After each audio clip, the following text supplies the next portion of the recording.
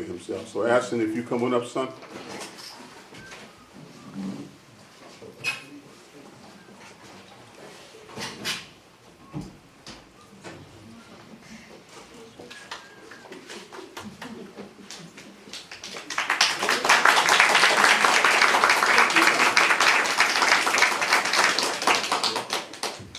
Everybody bow your heads. I want to thank y'all and Jesus for watching over us, making sure we get up in the morning, and letting us stay safe in school, not letting us get in fights, none of that. He just wants great. God, I want to thank God for making this program for us to help people in needs and to help people learn about different stuff. If you have hard difficulties, I would just come to the mentoring program for help so you can learn more and get smarter in your brain. Amen.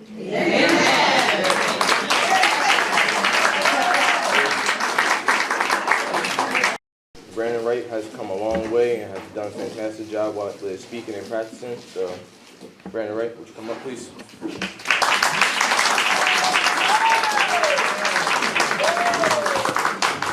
I am Cudgel Lewis. On December 14, 1927, Zora Neale Hurston took the 340 train from New York to Mobile, Alabama to conduct a series of interviews with me, the last surviving African of the last American slaver, the Clotilda. My African name is Olole Kusula. They call me Cudgel because they couldn't say my African name. I was held as a slave for 50 years in Platoon Magazine Point, Alabama from 1860 until the Union soldiers told me I was free. I lived out the rest of my life in Africa Town. I survived the capture at the hands of the Dahomey warriors, the Barracoons at Ouida, and the Middle Passage. Africa Town was founded in 1870. My best friend, Osa Kibi, traveled the Middle Passage with me. Osa Kibi is the great-great-grandfather of the fifth generation direct descendant of Robert Wright Jr. Although my life story was told to Zora Neale Hurston in 1927, her book was not released until 2018. To get the full story of our hidden history, go to YouTube and search The Clotilda. You could also go to Disney Plus and Netflix, The Descendant. You can also go to Hulu and Amazon Prime and Slay Episode 4. You can also read the book The Barracoon by Zora Neale Hurston to hear and read my story as told to her by me. I am Cudgel Lewis.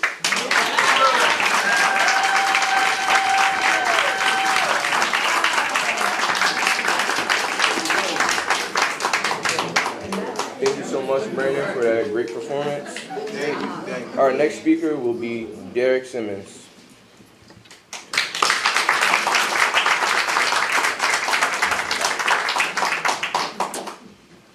I am Ruby Bridges, the first African American to attend an all-white school in the South. I was born on September 8, 1954, in Tylertown, Mississippi. At the age of 4, me and my family moved to New Orleans. I was asked to take a test to determine which black students would be able to go to an all-white school.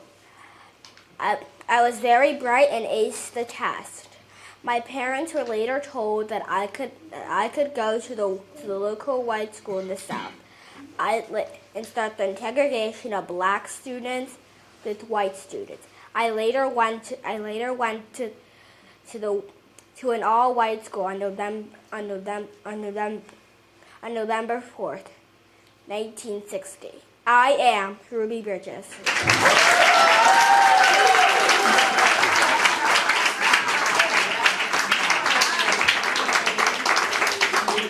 Thank you so much, Derek, for your fantastic performance. You have come a long way. Our next speaker will be Sakai Battles.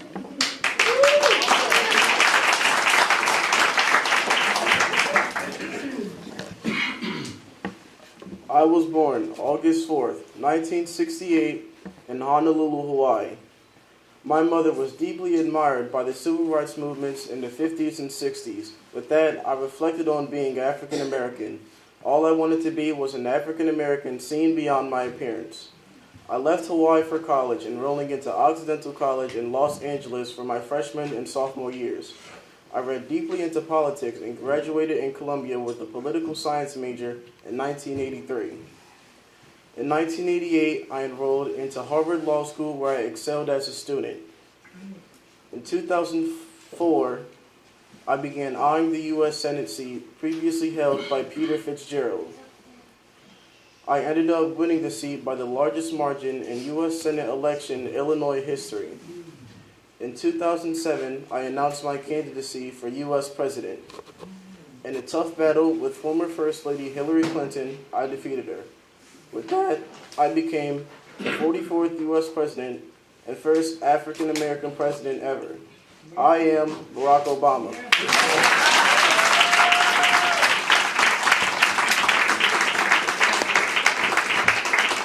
Thank you so much, Sakai. Right now, our next speaker will be Tamir Allen.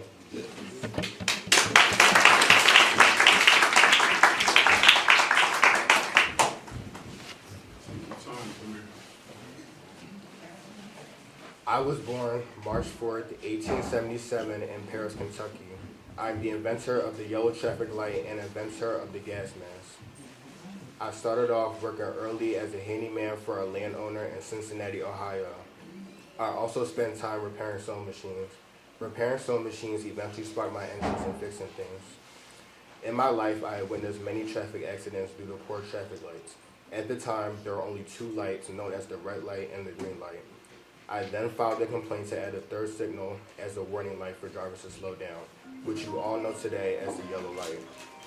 After the Triangle Shirtwaist Fire in 1911, over 141 people died from inhaling too much smoke. After that, I was inspired to make a breathing device to help people breathe through smoke, which is known today as the gas mask. Although I am not well known, my inventions have saved lives and they continue to save lives today. I am Garrett Morgan.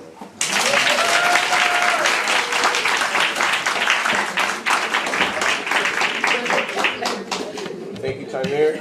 And now our next guest speaker will be Aston Johnson.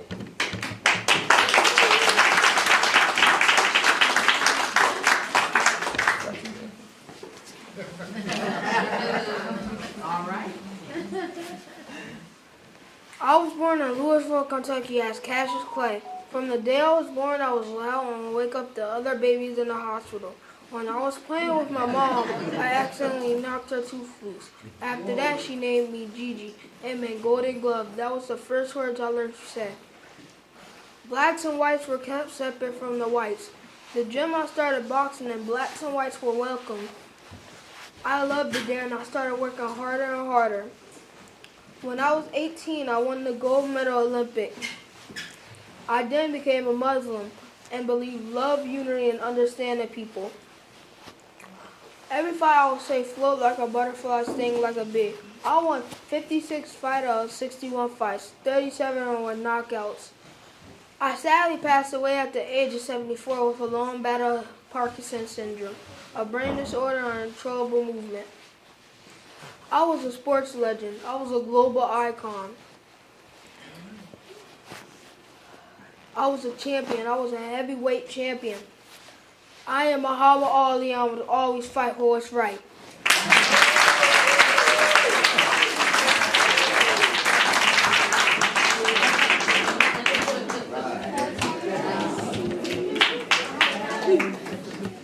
I was born April 23rd, 1856. I am an American inventor who has won more than 50 patents in the United States after the Civil War. I am the first African American electrical and mechanical engineer. I mainly focus on working on streetcars and trains. I am Granville Taylor Woods.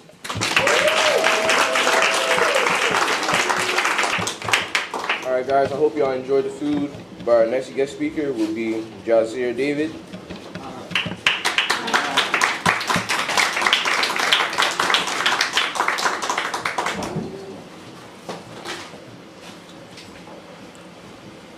I was born on September 6, 1919 in Yonkers, New York, and raised in Harlem, New York. At the age of 22, I left New York University to enlist in the Air Force early 1941. But I was rejected for pilot training because the military didn't allow Negroes to serve as pilots.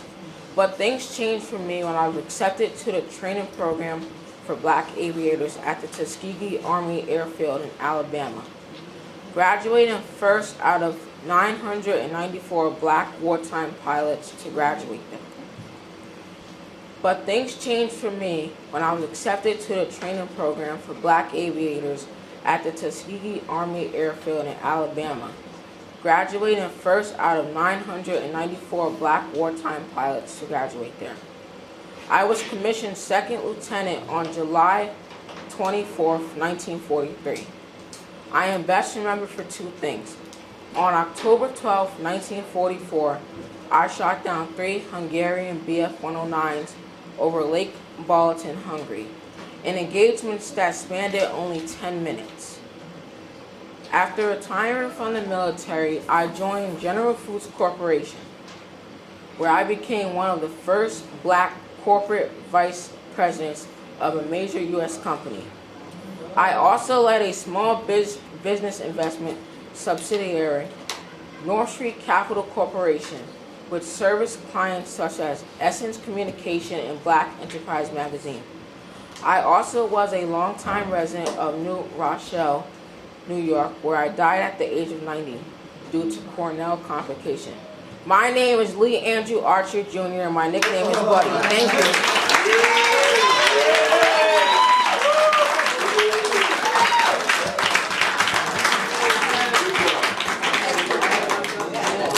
Thank you, Yasir, for a great job with your performance. Our next speaker will be Moses Walker. Come on, Moses.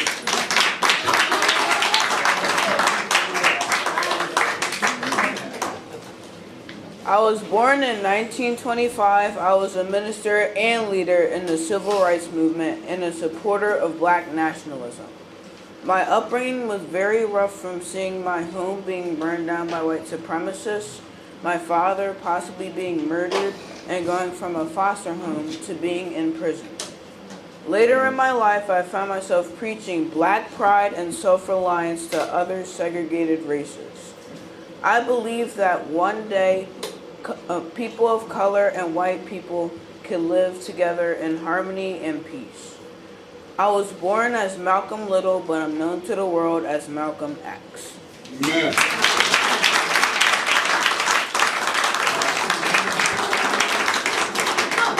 Thank you, Moses.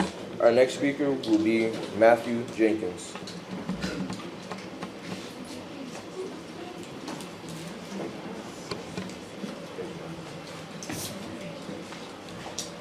I was born October 8, 1941 in Greenville, South Carolina. I was an American political activist, Baptist minister, and politician. I fought for all African American rights in the 1960s and the 1990s. Growing up under Jim Crow's segregation laws, I experienced segregation and lacked educational opportunities such as other white people did. Further into my educational years, I joined the civil rights program to make a change and become a leader for my people.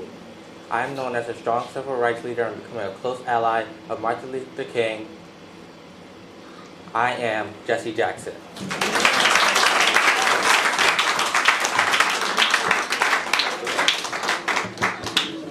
All right. Thank you so much, Matthew. And our next speaker will be Arai Austin. All right.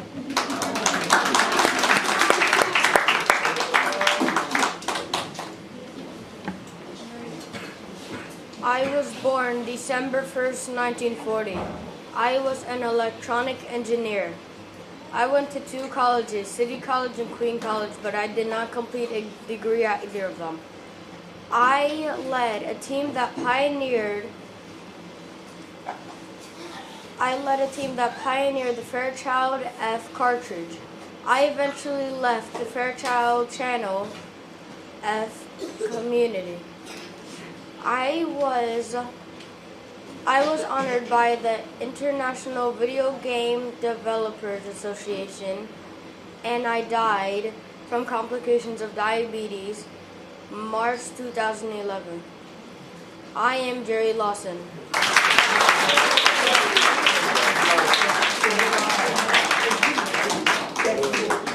Thank you, Arai, for your great performance. And our last speaker will be Hayden Carmen. All right, David.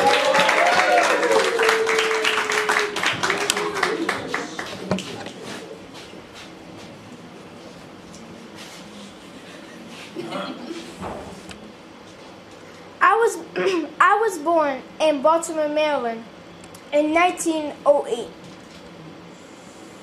I was a judge that learned law from my father.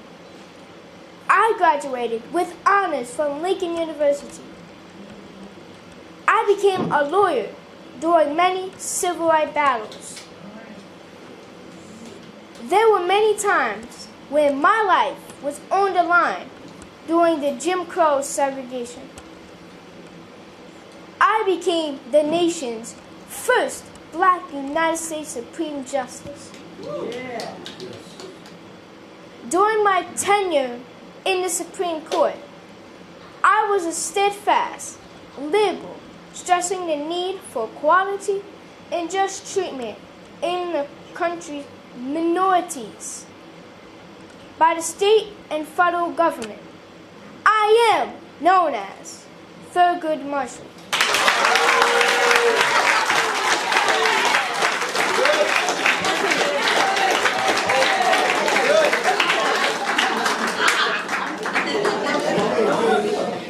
I'd like to thank y'all for all coming out tonight. I would like to thank Mr. Carmen for calling my phone and making me do this. I'd like to thank him for that. I'd like to thank Mr. Wright and Miss Sheila for bringing this all together too. And I would like to thank y'all men too as well for doing this presentation when y'all didn't have to. Great.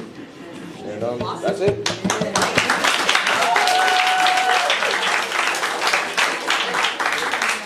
So, I was the chosen one for the closing remarks, but I just want to thank each and every one of you from the bottom of my heart for coming out to support these young men. Yes. Okay? You know,